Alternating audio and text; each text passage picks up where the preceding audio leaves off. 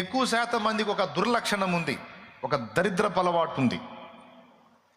ఎక్కువ శాతం మందికి ఉంది ఇది. కనీసం 180 మందికి ఉంది ఈ దురలవాటు. ఏంటంటే తమను గూర్చి తామే అదో స్థితిలో మాట్లాడుకుంటూ ఉంటారు.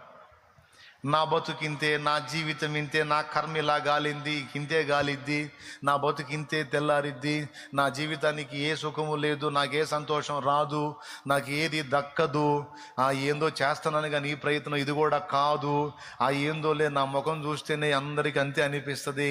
ఏందో ఈ డైలాగ్ వాడతారా లేదా? ఎంతమంది ఒప్పుకుంటారో చేతులు ఎత్తండి. నేను కూడా అనుకున్నాను అన్నోళ్ళు చేతులు ఎత్తండి. సిగ్గుపడక చేతులు ఎత్తు. నీకు ఒక జీవిత సత్యం చెబుతా.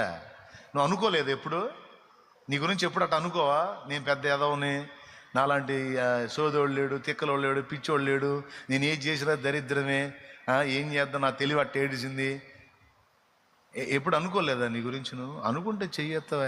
చెబుతా సూత్రం అంటే నువ్వు ఎత్తమ్మా చేతు. చాలామంది చేతులు ఎత్తారు. నేను చెప్పింది తప్పుగా. దాదాపు 180% మంది అన్నాను, ఇక్కడ 95% కనపడుతున్నాను. దేవునికి స్తోత్రం. సేవకులు ఎప్పుడన్నా అనుకున్నారో అడుగుదాం. వాళ్ళు ముందుంటారు నిరాశూపులో దూకటానికి. దేవునికి స్తోత్రం కలుగును గాక. అంటే వాళ్ళు కూడా సమస్య.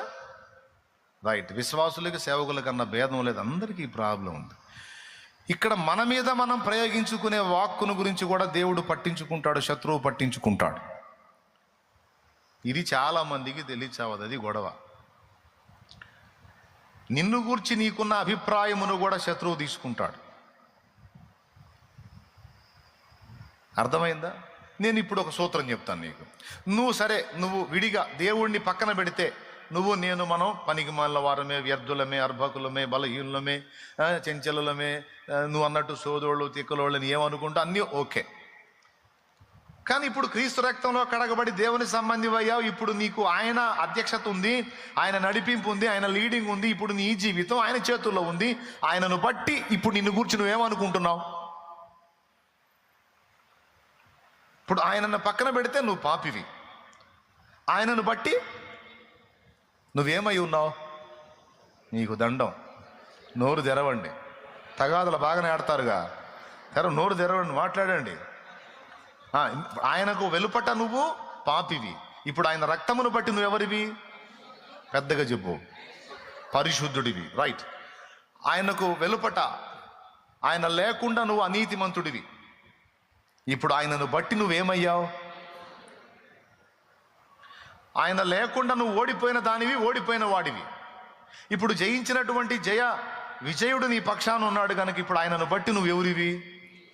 నువ్వు ఏ టీంలో ఉన్నావు? గెలిచిన టీంలో ఉన్నావా, ఓడిపోయిన టీంలో ఉన్నావా? ఇప్పుడు ముందాడిన వాళ్ళందరూ పెవిలియన్ దారి పట్టారండి. అందరూ పోయి పెవిలియన్లో కూర్చున్నారు. ఆఖరోడు కొట్టాడు, చివరాడినోడు కొట్టాడండి, స్కోర్ పూర్తి చేశాడు. ఇప్పుడు ఓడిపోయిన వాళ్ళందరూ మళ్ళీ లైన్లోకి వచ్చి గెలుస్తారా లేదా?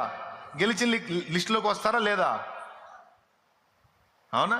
అందరూ ఆడారు, వల్ల కాలేదు. చివరోడు ఆడాడు, స్కోర్ ఫైనల్ చేసేసాడు. ఇప్పుడు అందరూ పరిగెత్తుకుంటూ వచ్చి ఆ ఒకరిని గణపరుస్తారు, ఆ ఒకరిని ఆకాశానికి ఎత్తుతారు. పెవిలియన్లో కూర్చున్న వాళ్ళందరూ వచ్చేసి గెలిపించిన వాడిని. అట్లా మనందరం పైకెత్తాల్సింది ఎవరిని? ఎందుకు? ఆదాము మొదలుకొని ఇప్పటిదాకా అందరూ ఓడిపోయి కూర్చున్నారు, అందరూ పెవిలియన్ దారిలోనే ఉన్నారు. ఆయన వచ్చాడు, కొట్టాడు, ఒకటే దెబ్బ, కథం. ఇప్పుడు అందులో కూర్చున్న వాళ్ళందరూ జయించిన వారి లిస్టులోకి వెళ్ళిపోయారు.